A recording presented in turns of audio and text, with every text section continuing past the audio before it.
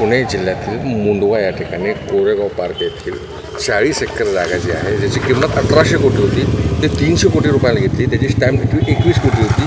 ती stamp duty माफ करून 500 रुपये फक्त ती स्टॅम्प ड्युटी भरावी लागली।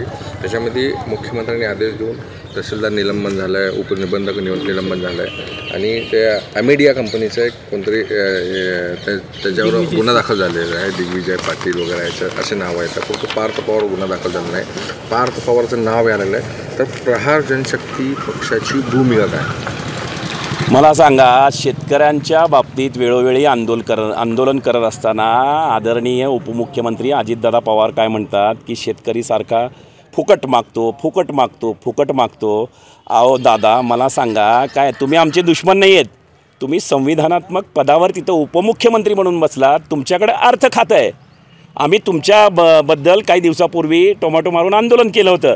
मग मला सांगा, 21 कोटी रुपये जे काही अशी स्टॅम्प ड्युटी आहे बघा, इथं दिलेलं आहे। मुळशी तालुक्यातील मौजे मुंडवा येथे 300 कोटी जमिनीचा खरेदीच्या नोंदणीचा दस्त जे काय त्याची 21 कोटी रुपये स्टॅम्प ड्युटी होती। 21 कोटी रुपये। मग 21 कोटी रुपये स्टॅम्प ड्युटी जी झालेली आहे ते 21 कोटी स्टॅम्प ड्युटी 48 तासात तुम्ही उपमुख्यमंत्री म्हणून माफ करून घेता। तुम्ही म्हणणार आता मी नव्हतो, मी होतो की नाही होतो, हे मी बोलत नाही आहे, हे सगळे पेपर बोलत आहेत। माझ्या मनाचा कारभार नाही आहे। हे बघा, इथं पार्थ पवारांची सही आहे। अमेडिया या कंपनीचं एंटरप्राइजेस जे आहे इथं पार्थ पवारांची सही आहे। हे मी बोलत नाही आहे, हे सगळे हे पेपर बोलत आहेत। आणि तुम्ही जे म्हणता तहसीलदाराला निलंबित केलं, तहसीलदाराला त्या बाबतीत निलंबित केलेलं नाही। तहसीलदाराला बोकवडीच्या एका प्रकरणामध्ये दुधाचं जे काही हे असेल त्याच्यामध्ये त्या तहसीलदाराला निलंबित, ते सुद्धा माझ्याकडे पत्र आहे। ह्यांनी भूमिका काय मांडतात? खोटी भूमिका मांडतात। विचार करा, ह्यांनी लोकांची कशी फसवणूक करतात। त्या तहसीलदारांना तुम्हाला ते सुद्धा पत्र देतो, तहसीलदारांना वेगळ्या मॅटरमध्ये हे केलेलं आहे।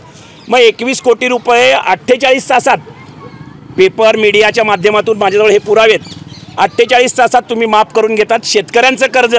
शेतकरी माझा 50,000 लाख रुपयासाठी बोंबलत फिरतो इकडं तिकडं।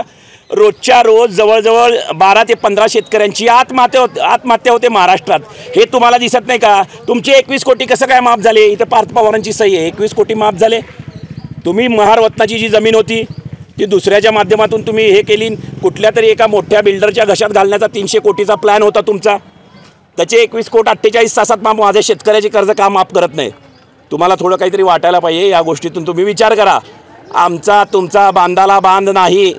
कुठले तरी राष्ट्रवादीचे कार्यकर्ते येऊन आमच्यावर गुन्हा दाखल करतात की आंदोलन केलं म्हणून। तुमच्या राष्ट्रवादीच्या कार्यकर्त्यांना सांगतो की मी विनंती करतो की तुम्ही पार्थ पवारांच्या विरोधात द्या ना आता बाईट। 300 कोटीचं पुरावे 21 कोटी माफ होतात स्टॅम्प ड्युटीचे 48 तासात। माझ्या शेतकरी बोंबलून कर्ज माफ होत नाही। ही कुठली बाब आहे हो? सगळ्या या गोष्टीचा विचार करणं गरजेचं आहे। बावनकुळे असं म्हणाले, गुन्हा दाखल होणार नाही कारण लिहून घेणार आणि लिहून देणार हे जे खरेदी दस्त आहे त्याच्यामध्ये पार्थ पवारचं सही किंवा नाव नाही असं म्हणतात बावनकुळे, असं सगळे सांगितलं। पण ठीक आहे, बावनकुळे ती काय चौकशी होईल, सोडा। बावनकुळे म्हणतील महसूल मंत्री आहेत, ते काय चौकशी होईल, चौकशीचा भाग आहे। पण मला सांगा, ज्या अमेडिया एंटरप्राइजेसनी ही जमीन घेतली, बरोबर आहे का? ह्याच्या नावावरच ही जमीन घेतली ना, मग तिथं पार्थ पवारांची सही आहे ना। मग तो जो दुसरा कोणी असेल, दुसरा कोण काहीतरी सूर्यकांत पाटील काहीतरी आहे वाटतं माझ्या मते, हां, दिग्विजय सिंह पाटील, मग त्यालाच कशाला टार्गेट करता? अहो, तुम्ही संविधानात्मक पदावर असल्यामुळं, उपमुख्यमंत्री असल्यामुळं तुम्ही तिथं उपमुख्यमंत्री पदाचा गैरवापर करून पोलीस प्रशासनावर दबाव आणून कुठंतरी तुम्ही पार्थ पवारांचं नाव काढण्याचा प्रयत्न करताल। म्हणून तुम्ही खरं तर या गोष्टीला लाजून स्वतःहून राजीनामा देणं गरजेचं आहे। मला दुसरं काही म्हणायचं नाही आहे।